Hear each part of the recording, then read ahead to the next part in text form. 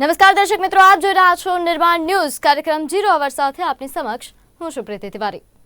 દર્શક મિત્રો, આજે 0 અવરમાં વાત કરવી છે તમારા જીભે ચોટેલા એ સ્વાદની, જે ધીરે ધીરે તમારા શરીરને બીમારીઓનું ઘર બનાવી રહ્યું છે।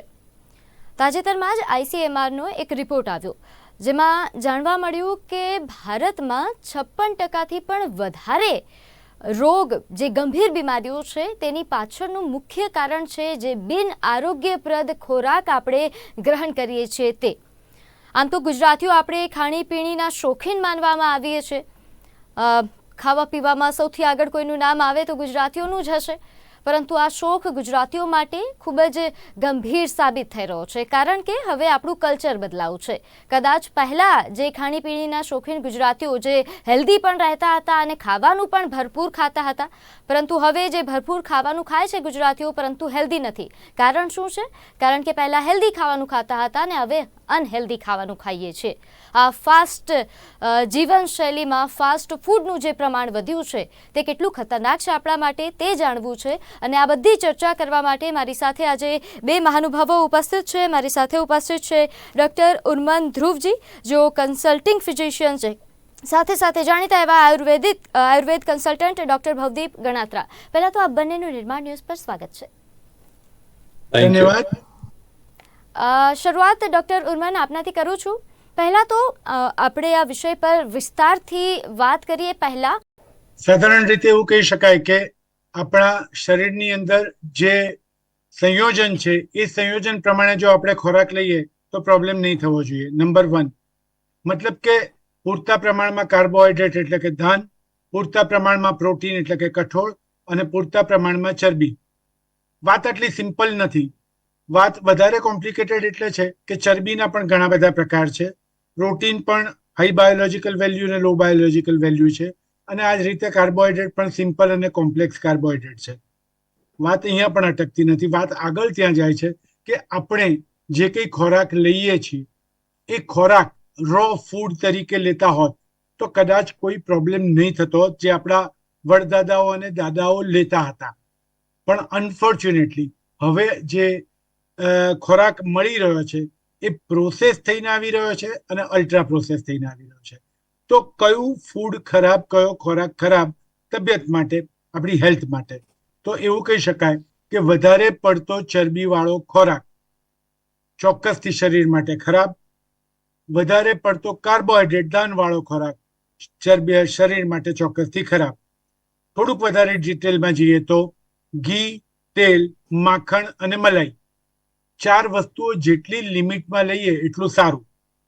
હવે આપણે આઈસ્ક્રીમ ખાતા હોય તો એની અંદર ચરબી આવે છે, આપણે જો મીઠાઈ ખાતા હોય તો એની અંદર ચરબી આવે છે, આપણે ગાંઠિયા ફાફડા ખાતા હોય તો એની અંદર ચરબી આવે છે। તો આ દરેક વસ્તુ પ્રમાણસર લેવામાં કોઈ વાંધો નહીં। સાદી ભાષામાં કહીએ તો 1.5 ચમચી ઘી અને 1.5 ચમચી તેલ, આટલું જો પેટમાં જતું હોય તો એનો વાંધો નથી। ખરાબ શું? ફ્રાઈડ અને રીફ્રાઈડ। એક જે અમે અમારા લેવલ ઉપર SCG હોસ્પિટલમાં એક સ્ટડી કરેલો, એમાં અમે જોયેલું કે કેટલાક દર્દીઓના અમે લિપિડ લેવલ કરીએ, એટલે કે લોહીમાં ચરબીનું પ્રમાણ, અને ત્યારબાદ એમને 50 ગ્રામ દાળવડા, 6 દાળવડા એક જ સાઈઝના આપી અને પછી અમે જો એમનો ટેસ્ટ કરીએ તો ચરબીનું પ્રમાણ, ખાસ કરીને ટ્રાઇગ્લિસરાઇડનું પ્રમાણ લગભગ 2.5 ગણું વધી જાય। મતલબ કે તેલ ખરાબ, ઘી ખરાબ, પણ તળેલું સૌથી ખરાબ। એવી કોઈ પણ વસ્તુ કે જે દરમિયાન તેલ કે ઘીમાંથી વરાળ નીકળે, જેને એનું સ્મોકિંગ પોઈન્ટ કહેવાય, એ સૌથી ખરાબ। અને એથી વધારે ખરાબ આપણી ગુજરાતી ગૃહિણીઓની આદત, સવારે તળેલું તેલ થોડું રાખી મૂકીએ, સાંજે પૂરીમાં કામ લાગશે। સીધી સાદી વસ્તુ કે આવું કરવાનો મતલબ તમે તમારા પતિની કે ફેમિલી મેમ્બર્સની LIC પોલિસી વટાવવા માંગો છો। મતલબ કે આપણા ભગવાનોનું કોલેસ્ટ્રોલનું લેવલ અથવા ચરબીનું લેવલ ફ્રાઈડ કે ડીપ ફ્રાઈડ ખાવાથી વધતું નથી, પણ આપણું ચોક્કસથી વધે છે। મતલબ કે એકવાર તળેલું તેલ અથવા ઘી દીવામાં વાપરો, પણ મહેરબાની કરીને ઘરના સભ્યો માટે ના વાપરો। આ ફ્રાઈડ વસ્તુની વાત થઈ। ટૂંકમાં પતાવીએ તો ઘી, તેલ, માખણ, મલાઈ અમુક લિમિટથી વધારે ખરાબ, બહારનું પ્રોસેસ કરેલું ફૂડ ખરાબ, સવારે બનાવેલું સાંજે જો ખાધું હોય તો ખરાબ, અને ટોપિંગ વાળી વસ્તુઓ, પ્રોસેસ કરેલી વસ્તુ ખૂબ ખરાબ. જે ICMR સ્ટડીની વાત થઈ રહી છે એ ICMR એક ગ્રુપ સી ફૂડની આઇટમ બનાવી છે અથવા તો લિસ્ટ બનાવ્યું છે. આ લિસ્ટમાં મૂકેલી તમામ વસ્તુઓમાં એવું સાબિત થયું છે કે આ પ્રકારના ફૂડ લેવામાં આવે તો ઓબેસિટી એટલે કે મેદસ્વીપણાનું પ્રમાણ ખૂબ વધે છે, હાર્ટ એટેકનું પ્રમાણ ખૂબ વધે છે અને સડન કાર્ડિયાક ડેથ અથવા તો મૃત્યુનું પ્રમાણ ખૂબ વધે છે, અને એ પણ 40 થી નીચેની વ્યક્તિઓમાં. એટલે એવું નથી કે આ બધી સલાહો માત્ર 40 થી ઉપરની વ્યક્તિઓ માટે છે. પેલી જે કહેવત છે 40 પછી તું 40 નહીં તો 40 નહીં, એ વાત ખોટી છે.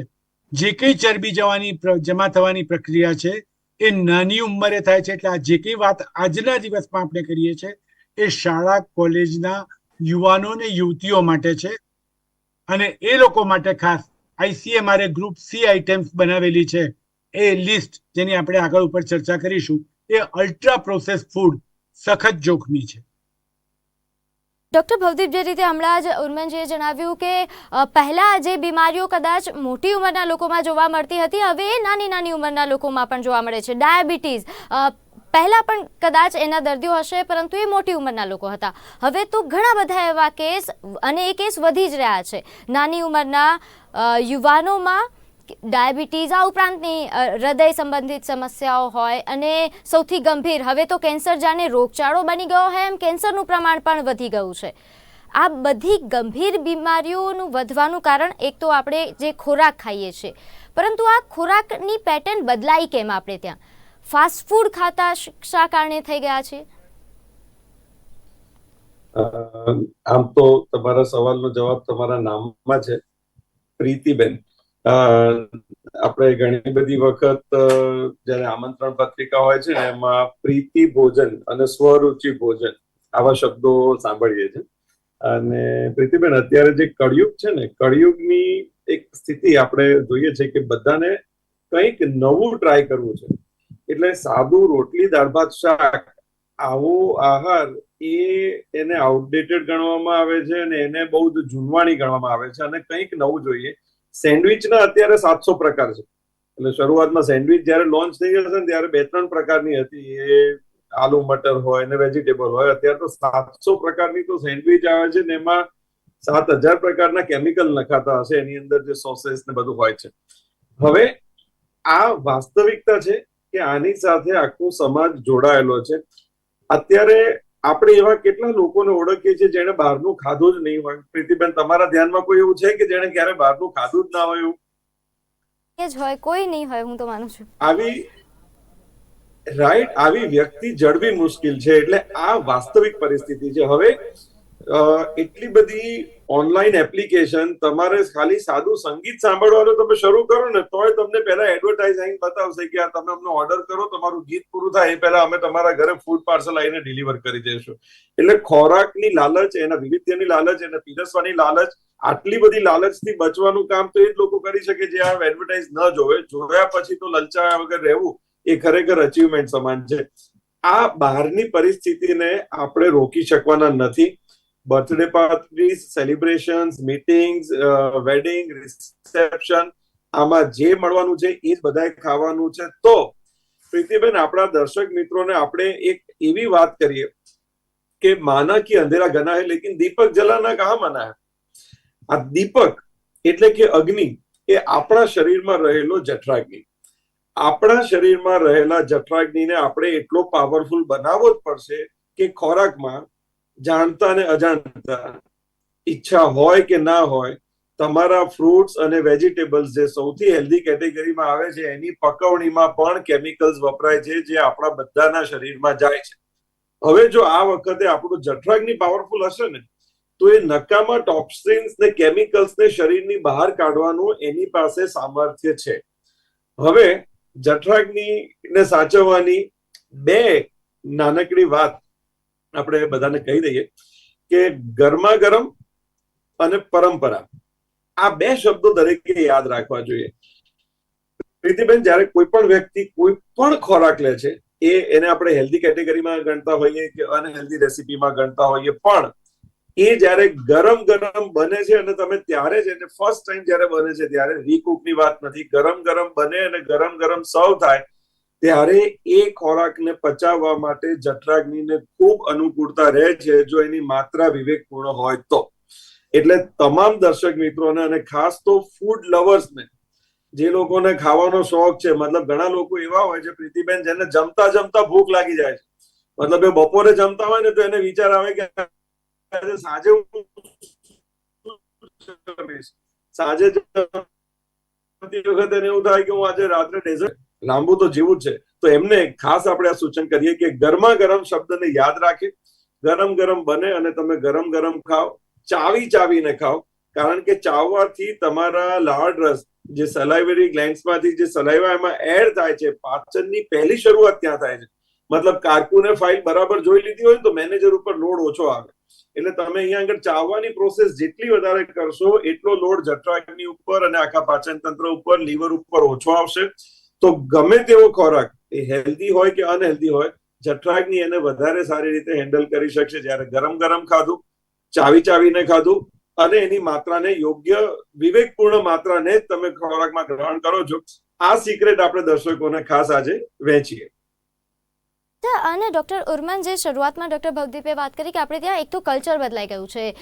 કદાચ પહેલાંના સમયમાં અત્યારે જે ભોજન એક એવરેજ લોકો જે ખાતા હોય એના કરતાં વધારે જ ખાતા હશે, પરંતુ કારણ કે ત્યારે એટલું મિશ્રણવાળું ખાવાનું નહોતું એટલે વધારે ખાતા હતા, પરંતુ એનું વ્યવસ્થિત પાચન થઈ જતું હતું કારણ કે ફિઝિકલ એક્ટિવિટીઝ પણ એટલી હતી. હવે એનું પ્રમાણ પણ ઘટી ગયું છે, આપણી જીવનશૈલી બેઠાડું થઈ ગઈ છે. અને એની વચ્ચે આપણે જે યુથની વાત કરી, હું મારી આસપાસ આવું ઘણા બધા આવા ઉદાહરણ બધાની આસપાસ હશે. આપણે ત્યાં માતા પિતા એવી ફરિયાદ કરે કે મારું બાળક તો બહારનું જ ખાવાનું પસંદ કરે છે, ઘરનું ખાતો જ નથી, પરંતુ એ આદત બાળકોને એમને જ પાડી છે. તું આજે હોમવર્ક કરી લઈશ ટાઈમ પર તો હું તને બહારનું બર્ગર ઓર્ડર કરી દઈશ. આવા પ્રકારની લાલચ આપવામાં આવે છે. એટલે આદત એક તો માતા પિતાએ પાડી છે અને પછી પાછળથી ફરિયાદ કરે છે કે બહારનું જ ખાય છે, ઘરનું ખાતો નથી. એટલે આ કલ્ચર ક્યાંક અત્યારે લોકોના સ્વાસ્થ્ય પર સૌથી વધારે અસર કરી રહ્યું છે. બહુ સાચી વાત છે. અને જે ભવદીપે વાત કરી એ પ્રમાણે આપણને મોનોટોની, એક વિધતા ગમતી નથી. એટલે નવી પેઢી છે એ લોકોને રોજ કંઈ નવું જોઈએ છે, અલગ જોઈએ છે. એ શક્ય નથી. જીવન શૈલીમાં નિયમિતતા જાળવવી બહુ જરૂરી છે. આપણું જઠર, જે વાત થઈ એ પ્રમાણે, અલગ અલગ તત્વોથી ટેવાયેલું નથી. રોજ એક જ ખોરાક, એક જ સરખો ખોરાક, એનો એ ભલે ના હોય, પણ એક સરખો એકવિધ ખોરાક જો નિયમિત સમયે મળતો રહે, એક દિવસે તમે સવારે 10 વાગે ખાઓ, પછી સાંજે 4 વાગે ખાઓ, ત્રીજા દિવસે રાતે 2 વાગે ખાવા જાઓ, તો સ્ટમક એટલે જે હોજરી છે એને પણ અટેન્ટિવ રહેવું પડે છે. સતત એસિડનું સિક્રેશન કર્યા કરવું પડે છે. અને અલ્ટિમેટલી એ થાકે છે, હાંફે છે. પેલા થાકેલા ઘોડાને ચાબુક મારો તો તકલીફ થાય. એટલે જીવન શૈલીમાં નિયમિતતા લાવવી જરૂરી છે. યોગ્ય પ્રમાણમાં ઊંઘ, યોગ્ય સમયે ઉઠવું અને યોગ્ય સમયે આહાર લેવો, આ સૌથી પહેલી વસ્તુ છે. વાત નંબર 2, સવારે આપણે બ્રેકફાસ્ટની વાત કરીએ એટલે સૌથી પહેલા આપણી નજર સામે આવે બ્રેડ અને બટર અથવા તો બિસ્કિટ, અને નહીં તો બહુ તો સિરિયલ્સ. અનફોર્ચ્યુનેટલી ICMR આ ત્રણેય વસ્તુને હાઈલી પ્રોસેસ ફૂડમાં મૂકેલા છે. અને આ ત્રણેય વસ્તુઓથી મેક્સિમમ પ્રકારના કેન્સર, ઓબેસિટી અને હાર્ટ એટેક્સ આવે છે. એટલે બેઝિકલી શું ખાવું અને શું નહીં એ વિચારવું જરૂરી છે. અને ખાસ કરીને આપણા ખોરાકમાં આપણે આ બધું તો રિપ્લેસ નથી કરી શકવાના, હકીકત પણ સ્વીકારવી યોગ્ય જ છે, જરૂરી છે. પણ આપણા ખોરાકમાં નેચરલ વસ્તુઓનો ઉપયોગ કરવાનું પ્રમાણ વધારતા જઈએ તો આ તકલીફ ઓછી થાય. અને આ નેચરલ વસ્તુઓ છે વધારે પ્રમાણમાં ફ્રૂટ્સ, વધારે પ્રમાણમાં શાકભાજી, અને એ પણ એના ઓરિજિનલ ફોર્મમાં. મતલબ કે તમે જે પૂછ્યું પરંપરા, તો આપણી પરંપરા શું હતી? ઘરના દૂધને જમાવીને દહીં બનાવવું. એને બદલે હવે આપણે શું કરીએ છીએ? બહારથી દહીં મંગાવીએ છીએ, અને એ પણ અલગ અલગ રીતે પ્રોસેસ થયેલું, અલગ અલગ સ્વાદ વાળું. એકચ્યુઅલી આ પ્રોસેસિંગ એટલે કોઈ પણ ફૂડની સાથે છેડછાડ કરવી, એનું નામ પ્રોસેસિંગ. તો આપણે ઘેર દૂધને જમાવીને દહીં બનાવીએ તો એ બહુ યોગ્ય છે.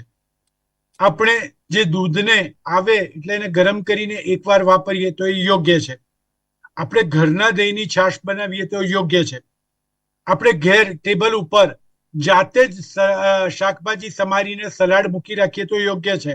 પણ બજારના પ્રોસેસ કરેલા શાકભાજી લાવીએ, એના ઉપર તરહના કેમિકલ છાંટેલા હોય અથવા એના પર પ્રોસેસ થયેલી હોય, અમુક ટેમ્પરેચર સુધી એને ગરમ કરવામાં આવે તો પણ એ વિકાર પામે, એના વિટામિન્સ નાશ પામે. એમાં સુગર ઉમેરેલી હોય તો પણ એ નુકસાન કરે. ત્યાં સુધી કે ફ્રૂટ જ્યુસ જે બજારમાં તૈયાર મળે છે એ ભારે નુકસાનકારક હોય છે, કારણ કે પ્રોસેસ હોય છે. તો ફ્રૂટ પણ ઘર લાવી ધોઈ અને ખાવા, અથવા એમાંથી જાતે સિમ્પલ વસ્તુ છે, કોઈ મહેનતની જરૂર નથી પડતી, એ રીતે ફ્રૂટનો રસ પણ ઘેર કાઢવો તો એ સૌથી સારામાં સારો રસ્તો છે હેલ્ધી ફૂડ લેવાનો. મતલબ કે આપણી પરંપરા, કલ્ચર, ટ્રેડિશન, જે આપણી સંસ્કૃતિ છે એને જો આપણે જાળવી રાખીએ તો પ્રોબ્લેમ નથી. સંસ્કૃતિ શું છે? દાળ, ભાત, રોટલી, શાક, કઠોળ, કચુંબર. આને જો આપણે વળગીને રહીએ તો આમાં કોઈ પ્રોબ્લેમ નથી. પૂરતા પ્રમાણમાં કઠોળ, એ પણ ઘેર ફણગાવેલા મગ અથવા ઘેર ફણગાવેલા કોઈ પણ કઠોળ, ચણા, આ બધી વસ્તુઓ બહુ યોગ્ય છે, બહુ સારી છે. અને આ જ બધી વસ્તુઓ આપણા વડીલો ખાઈ અને સારી જિંદગી જીવી ચૂકેલા છે. એટલે નંબર 1, બહારનું ખાવાનું ઓછું કરીએ. મને યાદ છે 87માં મેં પ્રેક્ટિસ ચાલુ કરી ત્યારે વર્ષમાં 4 વાર લોકો હોટલમાં જતા હતા, અને અમદાવાદમાં ગણીને 10 હોટલો હતી.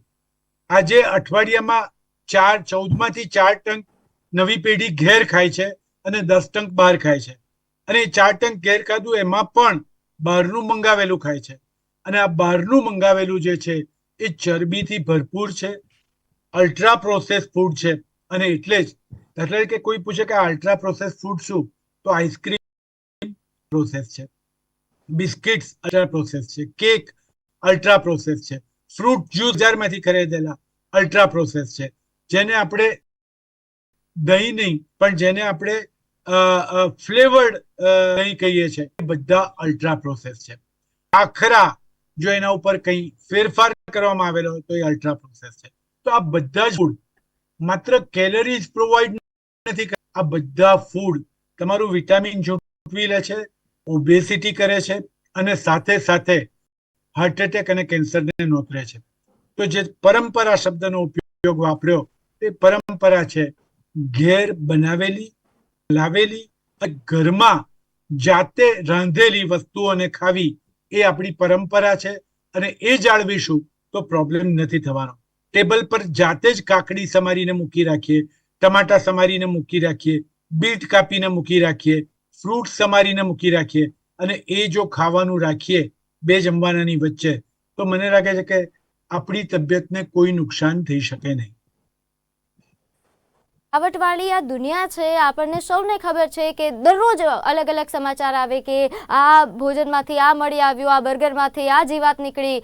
હવે આપણને આવા સમાચારો વચ્ચે પણ વિશ્વાસ કઈ રીતે બેસે છે તમને લોકોને કે બહારથી મેં આ મંગાવ્યું છે તો આ સારું જ હશે, મારા સ્વાસ્થ્ય માટે સારું હશે, આ હાઇજેનિક જગ્યાએ જ બન્યું હશે? એનો વિશ્વાસ કઈ રીતે આવે છે? આટલા કોન્ફિડન્સથી તમે લોકો બહારથી મંગાવો છો કઈ રીતે? એ મોટો સવાલ છે.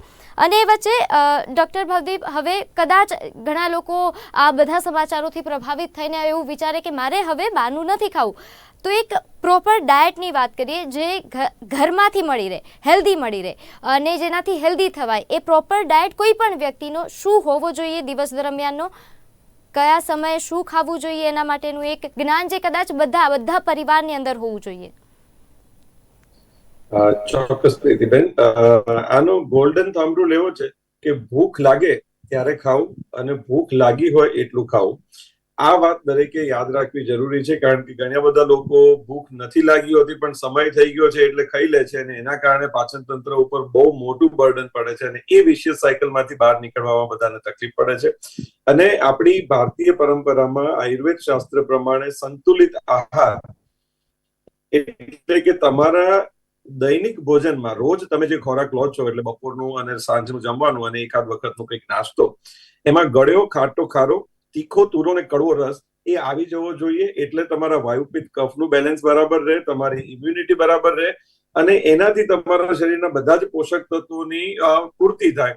એટલે ગળ્યો રસ છે ને પ્રીતિબેન, એ અત્યારે સૌથી મોટા ક્રેવિંગનું કારણ બન્યું છે, અને એને જ પ્રોસેસ ફૂડમાં એક એટ્રેક્ટિવ એલિમેન્ટ તરીકે લેવામાં આવે છે, અને એ સટલનેસ, એની સૂક્ષ્મ રીતે એને ગળ્યું બનાવવામાં આવે છે. એટલે જ્યારે કોઈ માણસને ક્રેવિંગ થાય ત્યારે મોટે ભાગે ગળી વસ્તુ અને ચટપટી વસ્તુઓનું ક્રેવિંગ થતું હોય છે. આ વખત સાચવી લેવી જરૂરી છે. આપણે દારૂનું વ્યસન સાંભળ્યું છે, પછી ધૂમ્રપાનનું વ્યસન સાંભળ્યું છે, અત્યારે તો ડ્રગ્સના વ્યસન વધી ગયા છે. પણ આ ખોરાકના આ બ્લીસ પોઈન્ટને ટ્રીપ કરવાનું કામ એ આ એક પ્રકારનું આહારનું વ્યસન જ છે કે બહારનું જ ખાવું પડે, આનું જ આ જ રેસીપી મંગાવવી પડે, અને એની અંદર જે આ બ્લીસ પોઈન્ટ કહેવાય છે કે સંતોષ તો જ મળશે જો હું આ ખાઈશ. આમાંથી બચવા માટે પ્રીતિબેન, દરેક પરિવારોને ખાસ આપણે એક વિનંતી કરીએ કે ઘરમાં ખજૂર રાખો, ચણા રાખો, સૂકું ટોપરું રાખો. અને એ વસ્તુ જ્યારે તમને નાસ્તાની જ્યારે સ્કોપ ઉભો થાય છે ને લંચ અને ડિનરની વચ્ચેનો, ત્યારે સૌથી વધારે ગરબડો થતી હોય છે. અને એ વખતે જો તમે ખજૂર ચાવીને ખજૂરનો ઘૂંટડો ઉતારતા હોય, એવી રીતે ખજૂરનો રસ જો તમે પી લીધો ચાવીને, બિલીવ મી, તમારું ક્રેવિંગ ગાયબ થઈ જશે.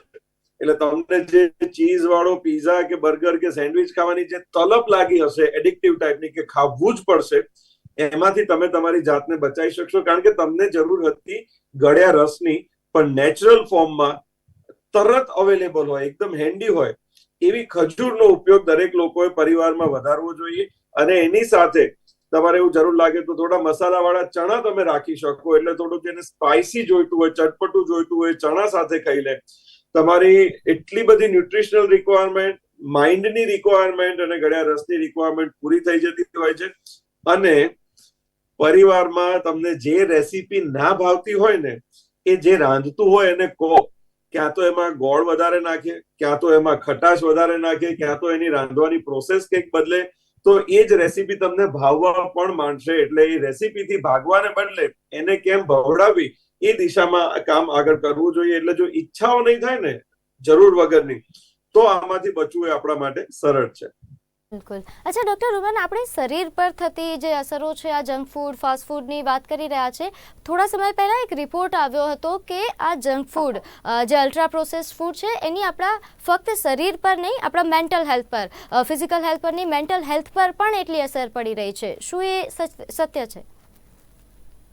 બિલકુલ સાચું છે. ઘણી બધી ટ્રાયલ્સ ICMR કોટ કરી છે, સાઇટ કરેલી છે, અને એ બધી જ ટ્રાયલ્સ અમે જોયેલી છે, જે બહુ ક્લિયરલી એવું બતાવે છે કે જંક ફૂડ, ફાસ્ટ ફૂડ અથવા અલ્ટ્રા પ્રોસેસ ફૂડ જે ICMR C લિસ્ટમાં મૂકેલું છે, અને કોઈ પણ વેબસાઇટ ઉપરથી તમને એનું લિસ્ટ મળી શકે એમ છે.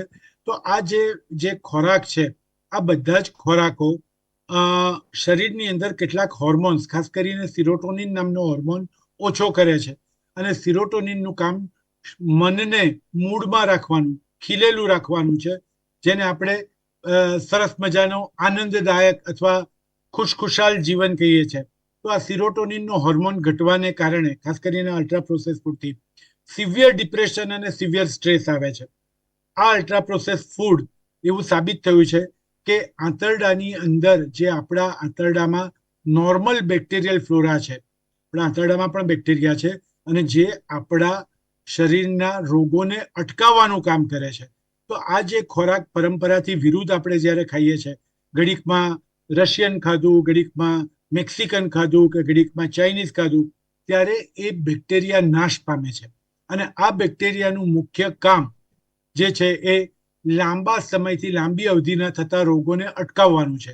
એટલે diabetes, blood pressure, heart attack, મેદસ્વીપણું, આ બધી જ વસ્તુઓ ખોરાકને વારંવાર બદલવાથી, ખાસ કરીને જેનાથી આપણે નથી ટેવાયેલા એવા ખોરાક ખાવાથી આંતરડાના જે આપણા મિત્ર બેક્ટેરિયા છે એ નાશ પામે છે, અને પરિણામે જે ટોક્સિક સબસ્ટન્સીસ શોષાવા ના જોઈએ શોષાય છે.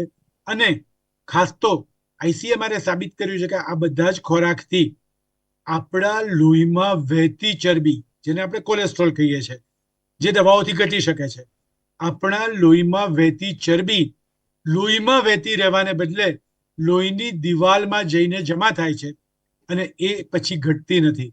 એને કારણે લોહીની જે નળીઓ છે એના કાણા નાના થતા જાય, લોહીનું સર્ક્યુલેશન ઘટતું જાય અને જેને કારણે કિડની, હૃદય, મગજ આ 3 ઇમ્પોર્ટન્ટ રોગો ચાલુ થાય. સ્ટ્રોક આવી શકે, હાર્ટ એટેક આવી શકે, કિડનીના રોગો થાય.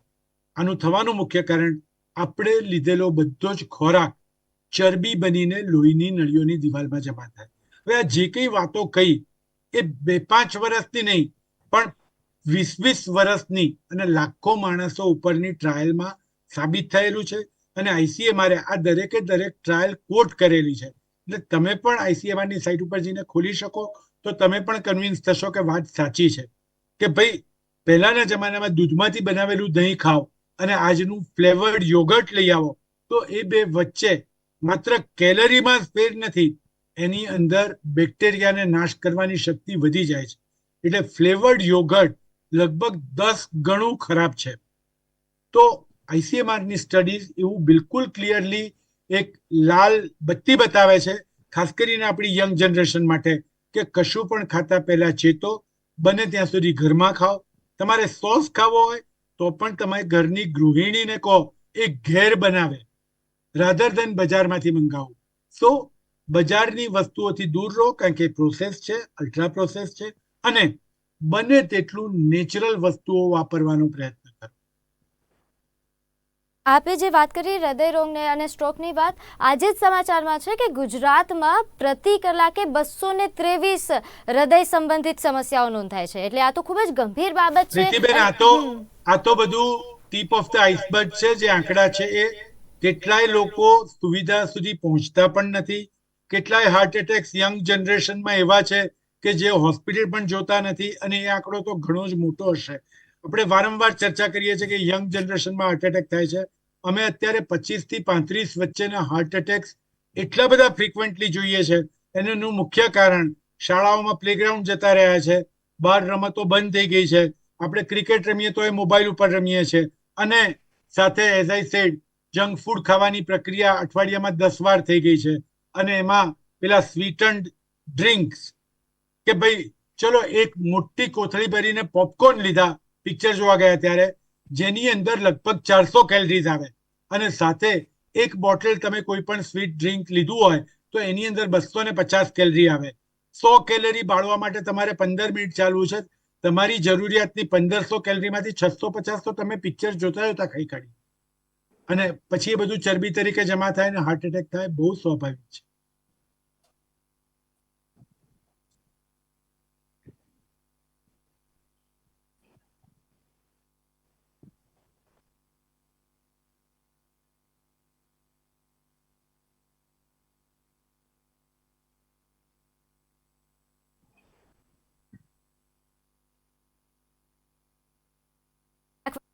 એ પણ ખાતા હોય છે તો એ પણ નુકસાન કરે, હું જ્યાં સુધી માનું છું. રાઈટ? બિલકુલ બિલકુલ. તો આ પેટર્નને પણ બદલવાની જરૂર સિઝનલ છે. ફ્રૂટ અને લોકલ ફ્રૂટ્સ, હા, આપણા જે સિઝનલ ફ્રૂટ્સ છે અને લોકલ ફ્રૂટ્સ છે એનો ઉપયોગ ડેફિનેટલી વધારે કરવો જોઈએ. એટલે બીજા કન્ટ્રીમાંથી આવેલા કે એકદમ ઠંડા પ્રદેશમાંથી આવેલા જે ફ્રૂટ્સ હોય છે ને, એ એક તો આપણા અહીંના એટમોસ્ફિયરમાં એટલા કમ્ફર્ટેબલ હોતા નથી, અને ત્યાંથી અહીંયા કોલ્ડ સ્ટોરેજની કોલ્ડ ચેઇનથી આવેલા હોય છે, એટલે એનું સત્વ જતું રહ્યું હોય છે. એને ઇન્ફેક્શન નથી લાગેલું હોતું, એટલે અનહાઇજીનિક નથી, પણ એ હેલ્ધી પણ નથી. એટલે એને એક શરીર પર એનું એક મોટું ટોર્ચર થતું હોય છે. એટલે એવા વિદેશી પક્ષીઓના ફોટા પાડવા જવાય, પણ વિદેશી ફ્રૂટ છે ને એ આપણા જઠરાગ્નિ ઉપર એનું ટોર્ચર બને તો ટાળવું જોઈએ. અને આપણી પાસે લોકલ ઓપ્શન્સ એટલા બધા છે, એને ખાલી એક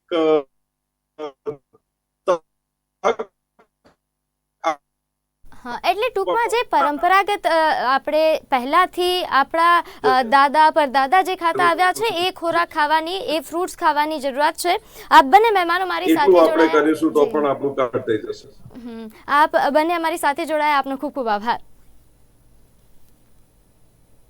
તો દર્શક મિત્રો, જે રીતે બંને ડૉક્ટર્સે જણાવ્યું કે ખોરાક અને આપણું સ્વાસ્થ્ય, આ બંને વચ્ચે કેટલો સંબંધ છે, અને સાથે આપણને જે અત્યારે ચસ્કો લાગ્યો છે, આપણા જીભને ભાવે એવું ખાવાનું, એ કેટલું નુકસાનકારક સાબિત થઈ શકે છે એ પણ જણાવ્યું. હવે તમારે નક્કી કરવાનું છે કે તમારે જીભનું ધ્યાન રાખવાનું છે કે આખા શરીરનું ધ્યાન રાખવાનું છે. ત્યારે હાલ કાર્યક્રમ 0 માં બસ આટલું જ. આપ જોતા રહો નિર્માણ ન્યૂઝ. નમસ્કાર.